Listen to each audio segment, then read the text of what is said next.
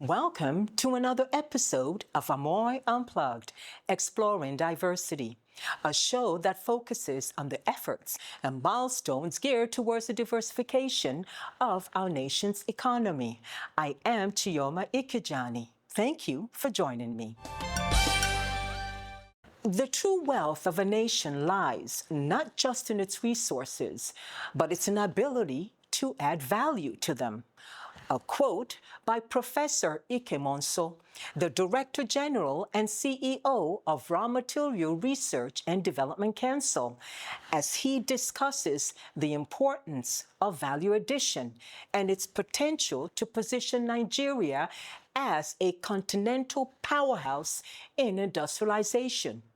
Keep watching. We'll be right back with AMOI Unplugged, Exploring Diversity.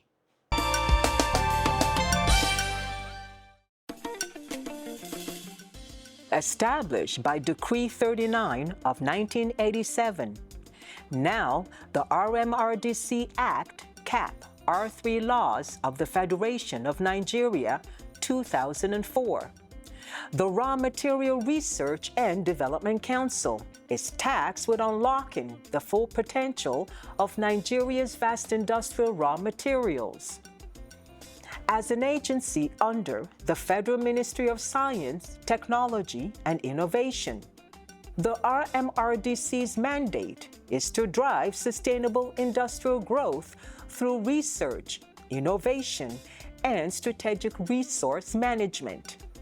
The Council provides expert guidance on raw material exploitation, utilization, stockpiling, and trade policies, ensuring Nigeria's industries maximize their potential and thrive in a competitive global economy.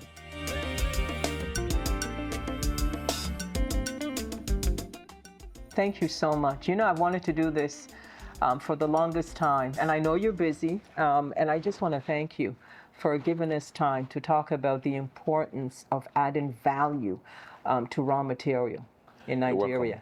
So, you know, I have to ask the question, what exactly is raw material?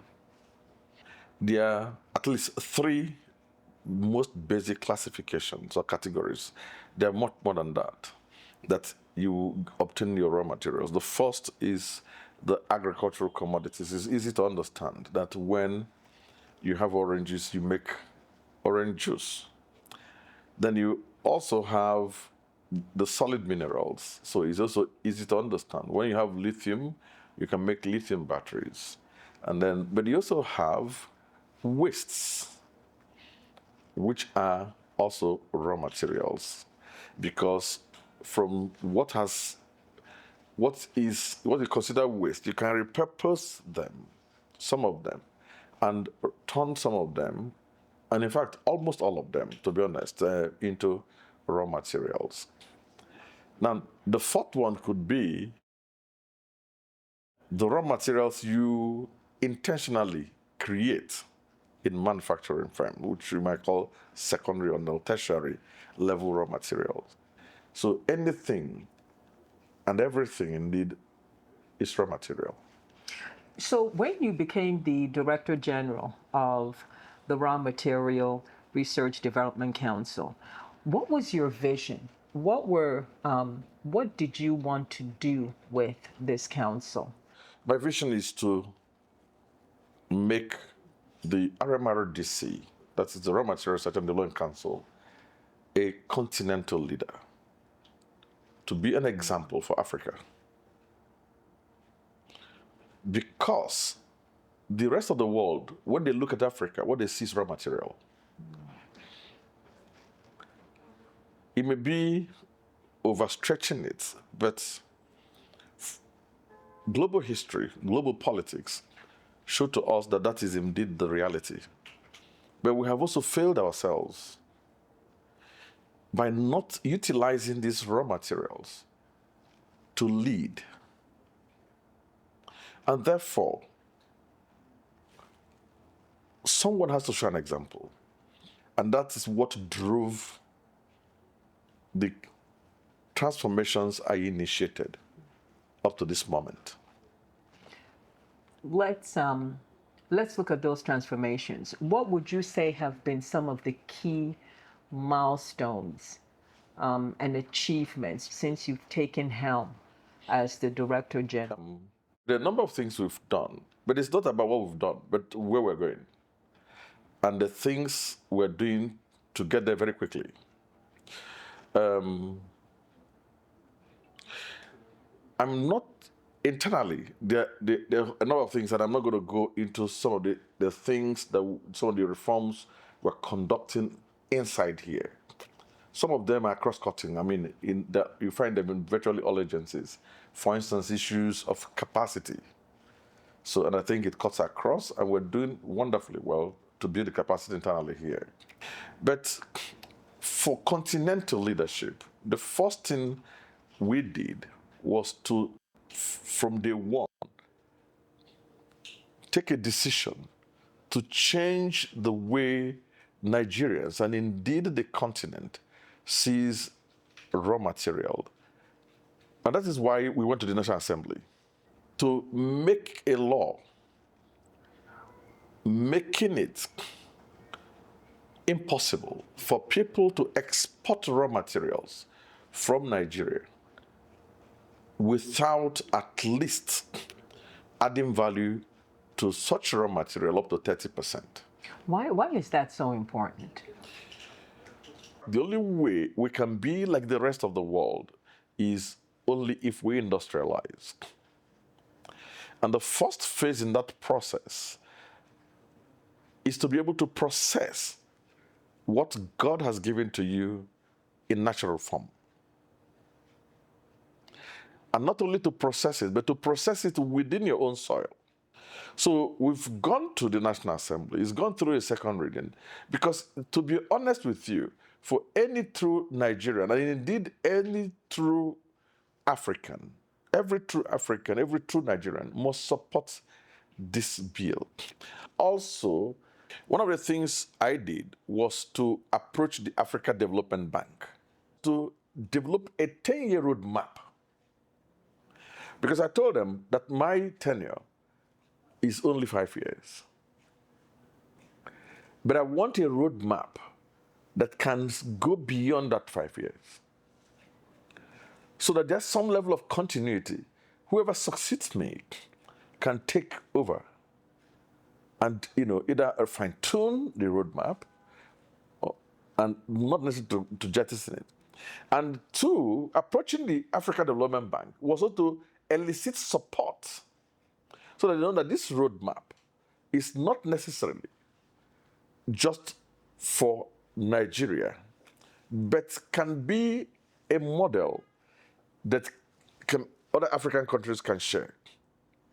And number three is to let them know that they need to help us, at least help us get support on the implementation of this roadmap. We have concluded the roadmap. In fact, the only thing remaining is for us to launch the roadmap. Also, when I got this job, one of the things I did was to set up a team of approximately 489 researchers, after consulting with relevant agencies, to go through the entire country and determine the size, the quantity, the characteristics of all raw materials, particularly the critical and essential raw materials, where they are, where they occur, and provide technical and investment information on them, and then constitute them into the first raw material management information system for Nigeria. Wow. And indeed, that is the first you have for Africa. That is like the baseline for us today, but it's a big milestone. We have about 14 more steps to go, and other levels of integration with existing databases, that are relevant and necessary for industries to access data on raw materials that's been useful for their activities. But tied to that, we are we also thinking that it's going to help us if we start discussing with other countries in Africa to do the same so that we can work together. And therefore, we're convening the first ever Africa Raw Materials Summit that will be between the 20th and the 22nd of May this year. You're watching AMOI Unplugged, and we'll be right back with the DG of Raw Material Research Development Council. We'll be right back. Welcome back to AMOI Unplugged. Just before we went on commercial, the Director General talked about an exciting summit. I'd like you to elaborate on the first ever summit. His Excellency, our dear President, Bola Ahmed Tinubu, GCFR, presented the picture of all that I've talked about. How Africa sells its minerals cheap in their raw forms to the developed world, and how we repurchase goods made out of those at very exorbitant prices, creating very disturbing, unequal terms of trade, robbing us of employment, creating instability in our currency value, and a whole number of other distortions that are not healthy for us. That inspired us to convene this summit, because the rest of the continent, taking a cue from what we're doing, is very important also for us, particularly when we put it in context of the ACFA, the Africa Continental Free Trade Agreement. Thank you. And because here, if we don't take time, we'll just become a dumping ground for small countries around Africa. I'm not talking about the developed world or countries outside of Africa. You're talking about the sub-Saharan Africa. Even within Africa. Yeah.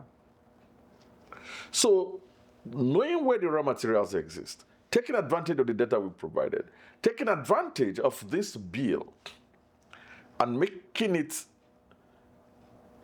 a law, we help Nigeria in no small way. I know that you have been doing a lot of collaborations. You just recently did something for SMEs in terms of Google and HP.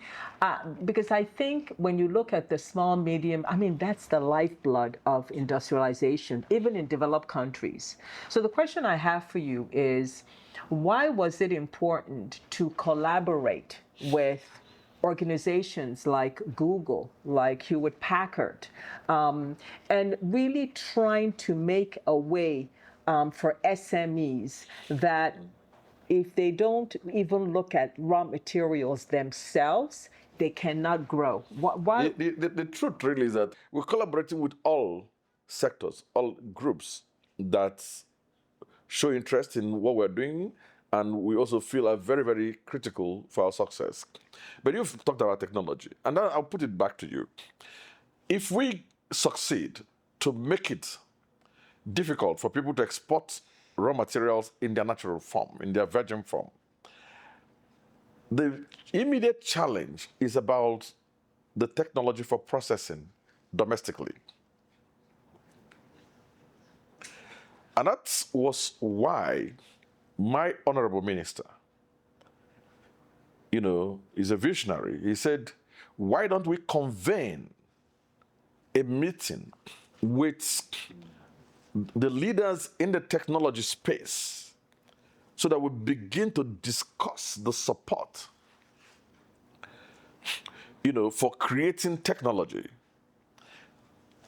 all necessary innovations that we help with the challenge of processing, things like dealing with supply chain issues, dealing with the building of machines, making sure, and so on and so forth.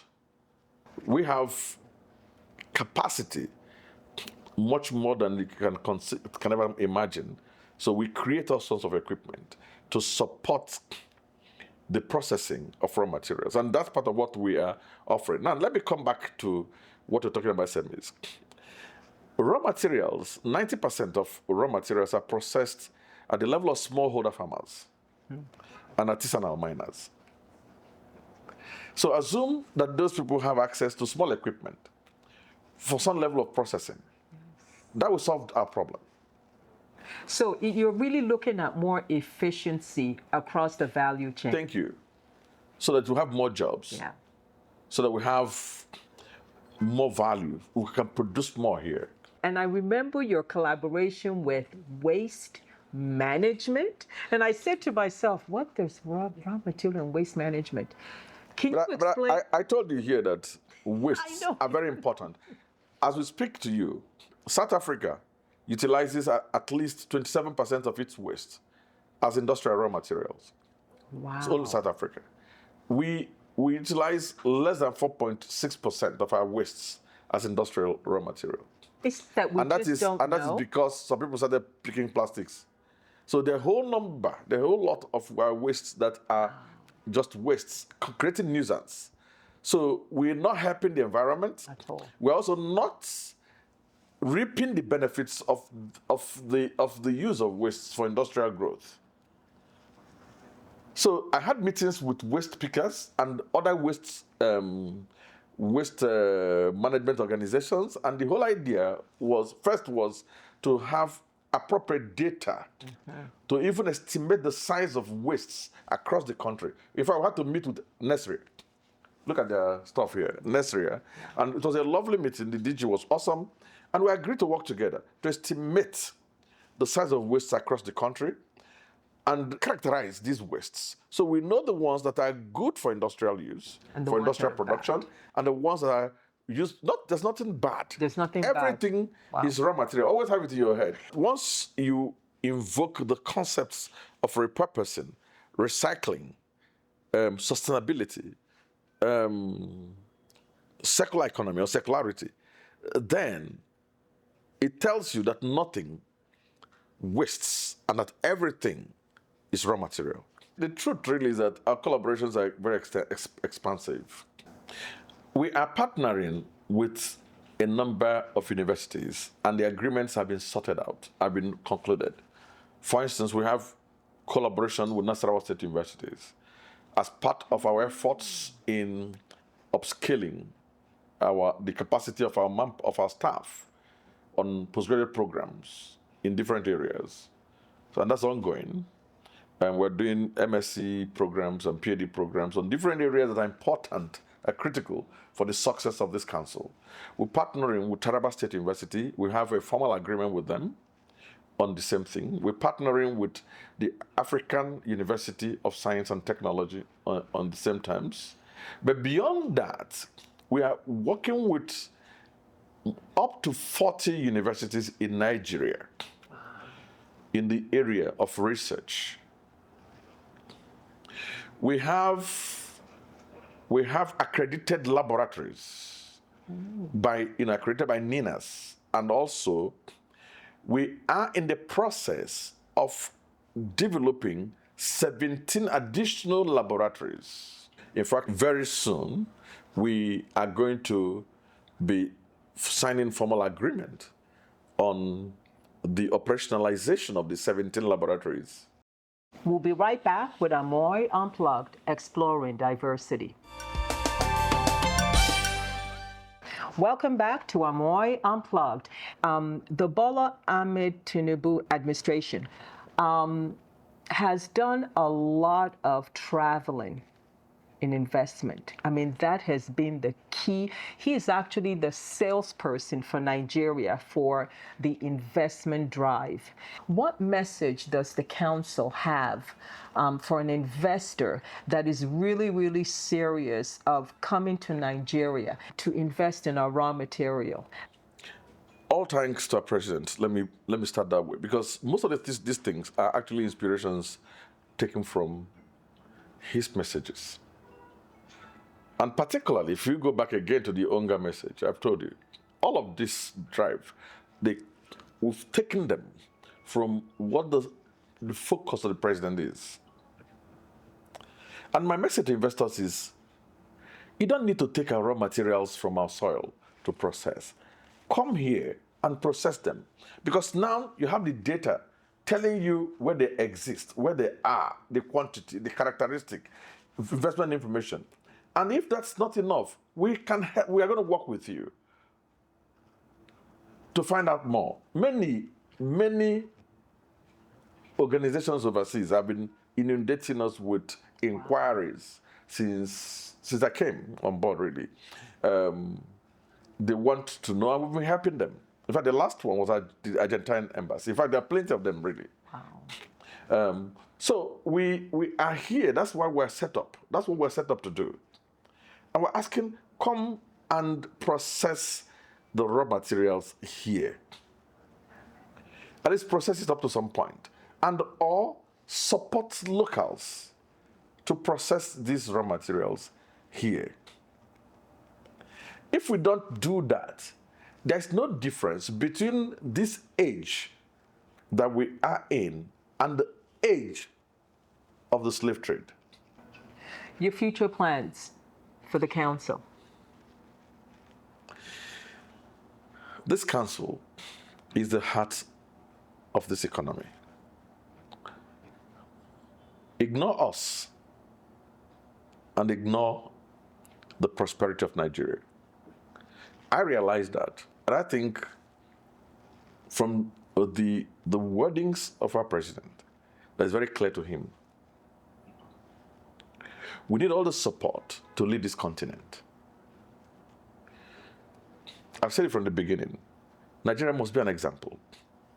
This is a small place, a small corner, that I feel, as my own personal contribution, is to drag this council to be a leader, a true leader, showing example across the continent. That's the vision. That's my future for the council. Excellent. You've been watching AMOI Unplugged, Exploring Diversity. Thank you. Need I say more? I'm sure you enjoyed that interview. Till I come your way again, let's continue the conversation on my social media platforms. I am Chioma Ikejiani. Bye-bye and stay safe.